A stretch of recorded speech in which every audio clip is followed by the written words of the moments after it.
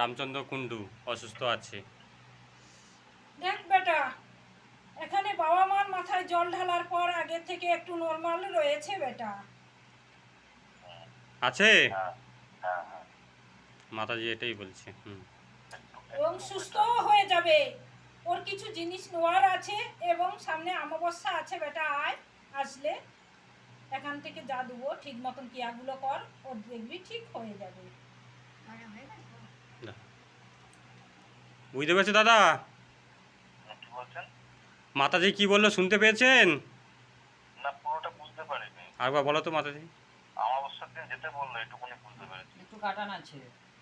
মাতাজি যেটা বললো যে সামনে অমাবস্যা আছে, তার আগে যদি পারেন কিছু আসুন, কিছু জিনিসপত্র দিবে, বাবাকে ধারণ করাবেন আর অমাবস্যায় কিছু ক্রিয়া করাবে, সেটা বললো। নেগেটিভ শক্তি, তাহলে অমাবস্যাগুলো হবে না? আর নেগেটিভ সত্যি বলো, বাবা কি বলছে বলো। নেগেটিভে ঘিরে রয়েছে রে বেটা, তার জন্য হঠাৎ করে এই পরিস্থিতি হয়েছে।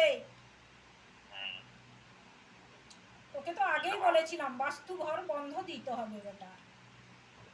ভালো হয়ে যাবে তো? ভালো হয়ে যাবে। বাবা মাকে ডাক, জপ কর, দেখবি ঠিক উঠে যাবে। আর ওই অমাবস্যায় কিছু করতে হবে, কাজ কাটান ছাটান? হ্যাঁ রে বেটা। আচ্ছা, তো ওটা কে করছে, কার নামে করতে হবে? কে শত্রুকে? শত্রু রয়েছে পিছনে, পিছন দিয়ে অনেক দিন ধরে চেষ্টা করে করে এই বড় যজ্ঞে ফেলেছে।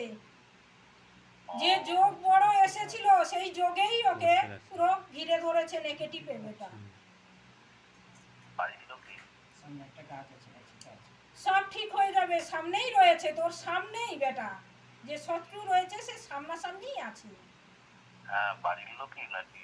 সেটা দেখ বেটা, সে তুই নিজেই জানিস, বোঝা যায়।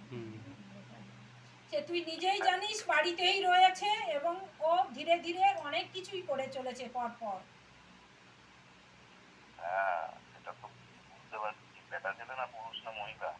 আচ্ছা দেখ বেটা, এক তো পুরুষ রয়েছেই, ও তো ঘট বসিয়ে আগে কাজ করেছে,